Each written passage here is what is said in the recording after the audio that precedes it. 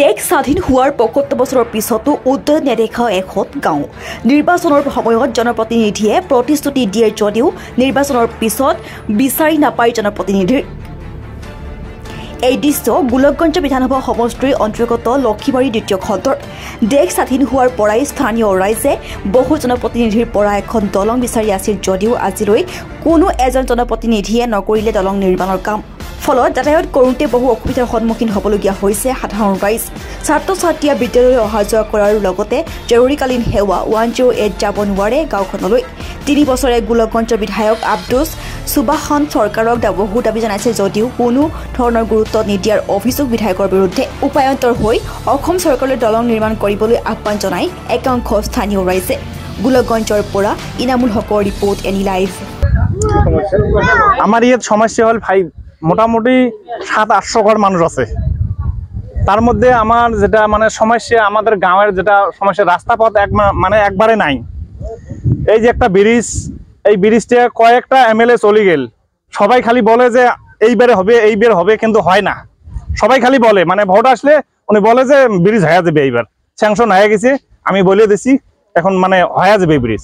এই যে 1-2 মাসের ভিতরে মাল পড়বে, মানে গ্যারাবেল ফেলাবে, কাম স্টার্ট হবে। এই যে সামনে একটা কালভার্ট ব্রিজ আছে, কালভার্ট ব্রিজটার জন্য টেন্ডার হয়ে গেছে 32 লাখ টাকা।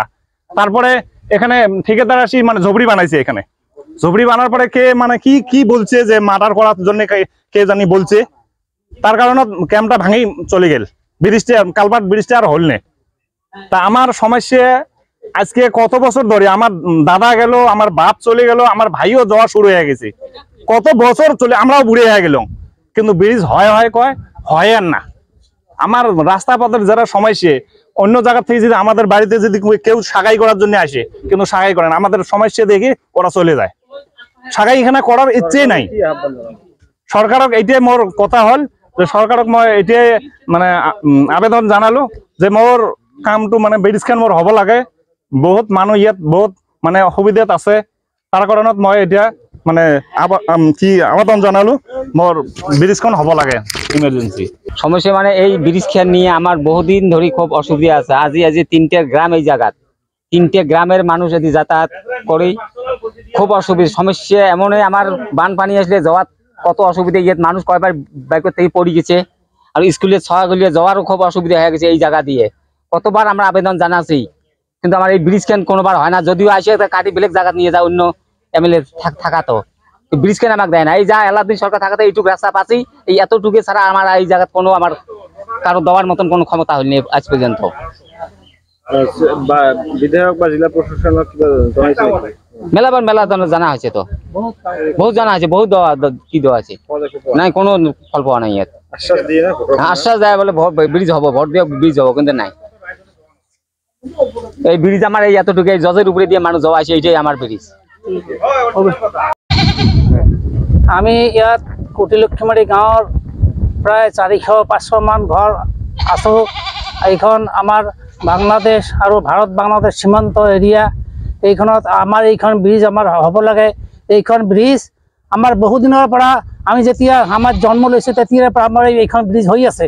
মানে এজনকৈ এমএলএ আহে, আৰু এমএলএ অহাৰ পিছত কয় যে এইখন এইবাৰ হ'ব, এইবাৰ হ'ব বুলি কৈ আছে, কিন্তু কোনোবাৰ আমাৰ বহুদিন ধৰি এইখানে আমি দুৰ্ভোগ ভুগি আছোঁ। আমি ৰাতি হ'লে এইখানে দি আহিব নোৱাৰোঁ, আৰু কেইবাজনো আমাৰ ইয়াৰ পৰা বহুত মানুহ পৰি গৈছে, পৰি গৈ মানে হাত ঠেং ভাগি গৈছে, এনেকুৱা অৱস্থাত আছে। আমি প্ৰতি 5 বছৰৰ মূৰে মূৰে আমি এই ব্ৰিজখন পাওঁ, কিন্তু যেতিয়া কাৰ্যকাল শেষ হৈ যায় তেতিয়া আৰু এই ব্ৰিজখন নহয়। এনেকৈ আমি ভুগি আছোঁ।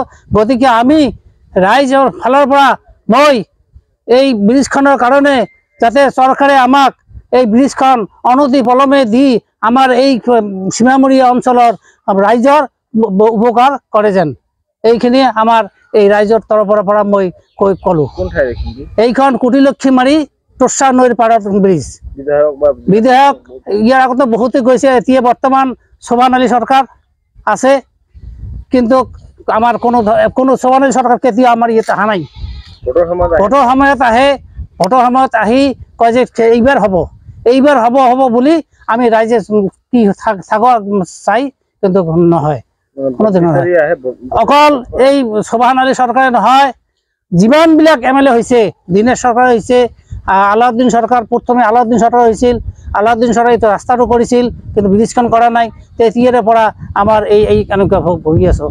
তেতিয়াৰ পৰা আমাৰ অলপ ইয়াৰ আগত কি অশ্বিনী ৰায় চৰকাৰ হৈছিল, তেখেতেও নিদিলে, দি কৈ থাকিলে, কোনো MLA আমাৰ এইখন কোনো গুৰুত্ব নিদিয়ে। গতিকে আমি কৰজোৰে অনুৰোধ কৰিছোঁ, আমাৰ এই ব্ৰিজখন অনতিপলমে হ'ব লাগে, আমাৰ এই সীমামূৰীয়া অঞ্চলৰ মানুহবিলাকৰ সুবিধাৰ্থে হ'ব লাগে, সুবিধা কৰি দিয়ে যেন, এইখিনি আমাৰ দাবী আমাৰ চৰকাৰৰ ওচৰত।